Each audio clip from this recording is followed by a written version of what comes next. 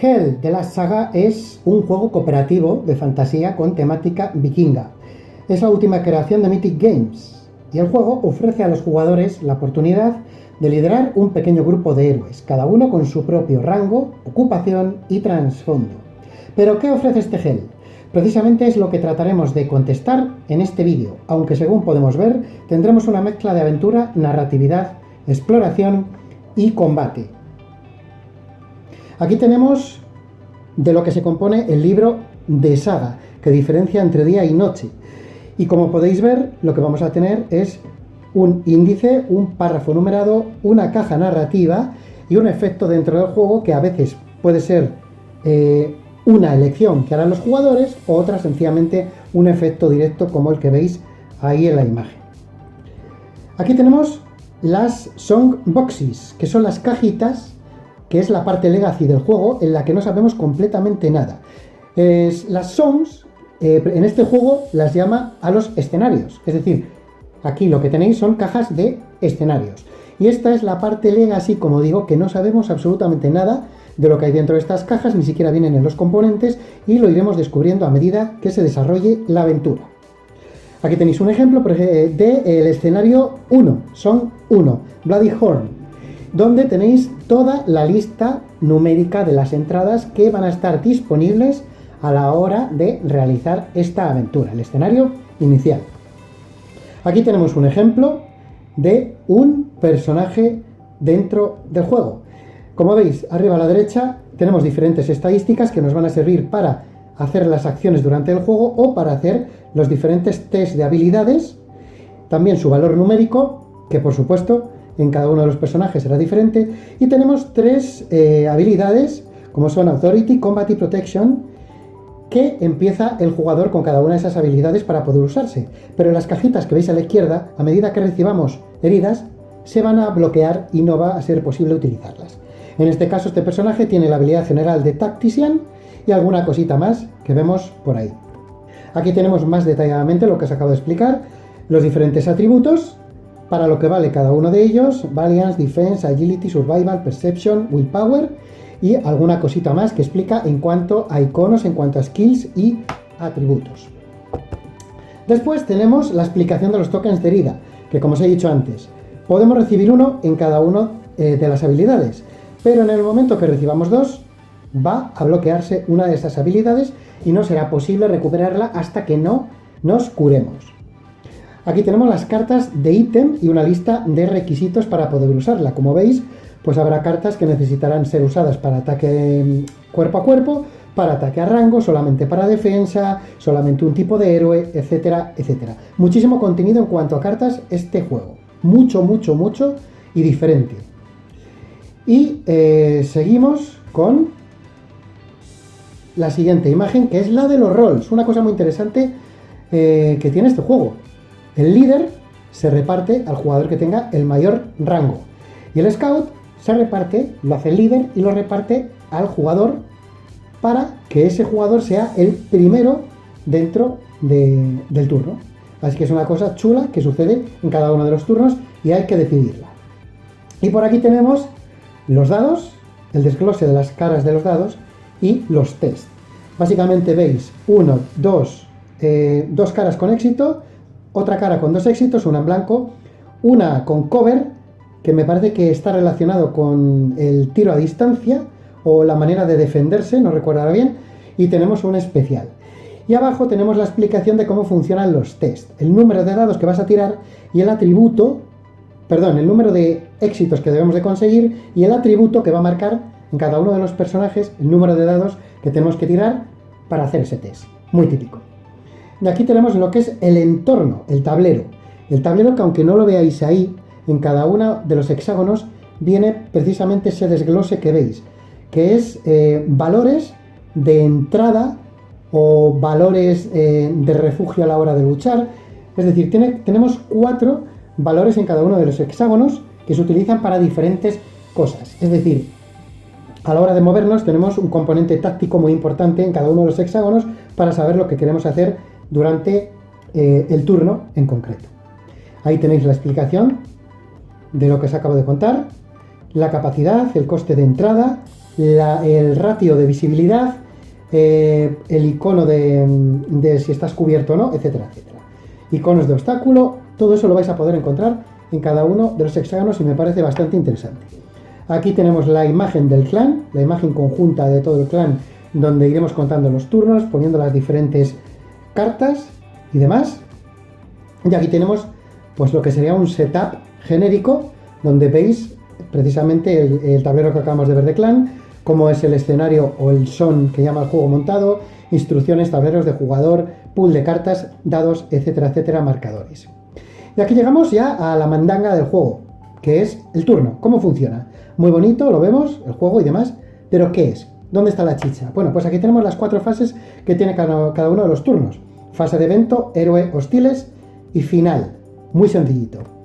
Fase de evento. Pues en la fase de evento, como veis ahí, vamos a robar una carta, el héroe activo, el que tenga el mayor rango, recibe el líder, o sea, el token de líder, lo que hemos explicado antes, y se va a robar una carta. La típica, la típica, pues eso, robo de carta, se hace el evento y demás, poco más.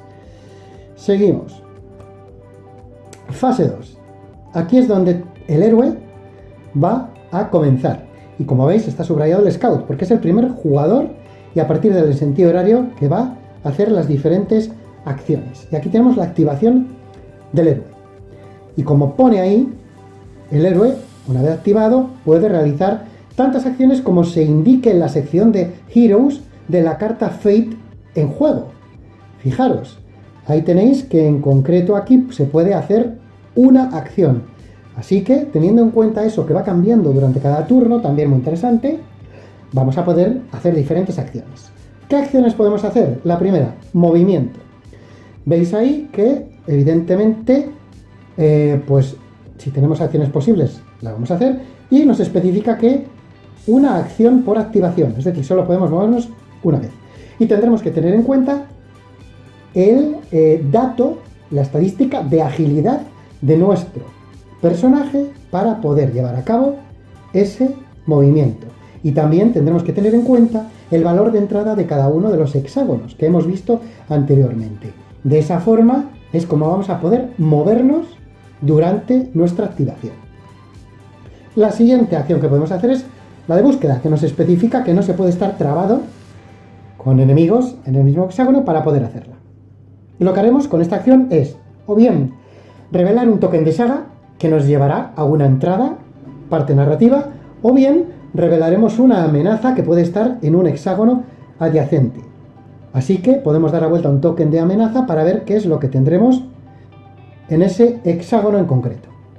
Otra acción es la de ataque, y el ataque es bastante sencillito, y las opciones que tenemos pues básicamente son dos, el ataque cuerpo a cuerpo y el rango. Ataque cuerpo a cuerpo pues lo podemos hacer sobre una amenaza, un enemigo que esté en nuestro mismo hexágono o adyacente. El ataque a distancia solamente lo podrán hacer los personajes que tengan el Shoot X Skill, esa habilidad en concreto, y podéis disparar a una distancia X, precisamente, de donde estáis y que esté visible, por supuesto, para combatir. Y el combate es eso, buscáis vuestra estadística y vais a tirar los dados. Los dados van a tener X éxitos, y en base a esos éxitos miraréis si habéis matado a la amenaza o no. En el caso de que tenga una estadística de vitalidad, pues tendréis que superarla para ir haciéndole hits. Y poco más, el combate es sencillamente eso. Luego tenemos la acción de curar, que especifica que tampoco tiene que estar trabado en combate. Y para hacer esto tenemos que hacer un test con nuestra estadística de health. Muy fácil. Y por cada éxito que tengamos, retiraremos una herida del héroe. Como veis, la mecánica es sencillísima. Desplegar un familiar. Otra vez especifica que no tiene que estar trabado. Si tenemos una carta de familiar, con la palabra clave familiar, vamos a poder desplegarla en el tablero. Y realmente es que, como veis, todo es muy fácil. Son acciones muy sencillas. Prey.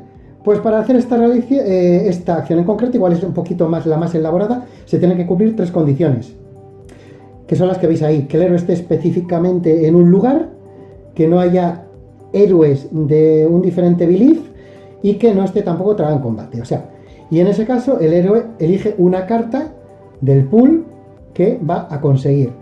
Y además va a tener que hacer un test con su estadística de willpower.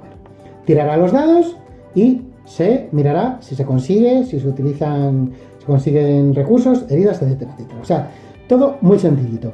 Y aquí tenemos la acción de cazar, que básicamente es hacer un test de survival, tirar dados y por cada éxito ganaremos una comida. Y eso son todas las acciones. Tenemos alguna acción especial más, ya una gratuita, pero poquito más. Tampoco quiero extenderme mucho. Como veis, mecánica súper sencilla, intercambio de ítems entre héroes y ya está. Fase número 3, pues la típica fase de hostiles, donde se van a mover las amenazas. Los que tengan ataque a distancia realizarán ataques a distancia. Los hostiles que no estén trabados en combate se van a mover. Atacarán los hostiles que estén trabados en combate y aparecerán nuevas amenazas. Es decir, mecánicamente el juego no tiene nada nuevo, no es nada complicado y ya está. Aquí tenéis cómo funcionan el orden y las prioridades de las amenazas, que como veis es muy sencillito. Salen 3 iconos, cada uno de los iconos representa una diferente amenaza, tienen su prioridad y su prioridad es un héroe o un tipo de héroe que sea de una facción en concreto, que tenga una etiqueta, una palabra clave y para él va. O sea, es poquito más. Todo muy sencillo, repito por enésima vez.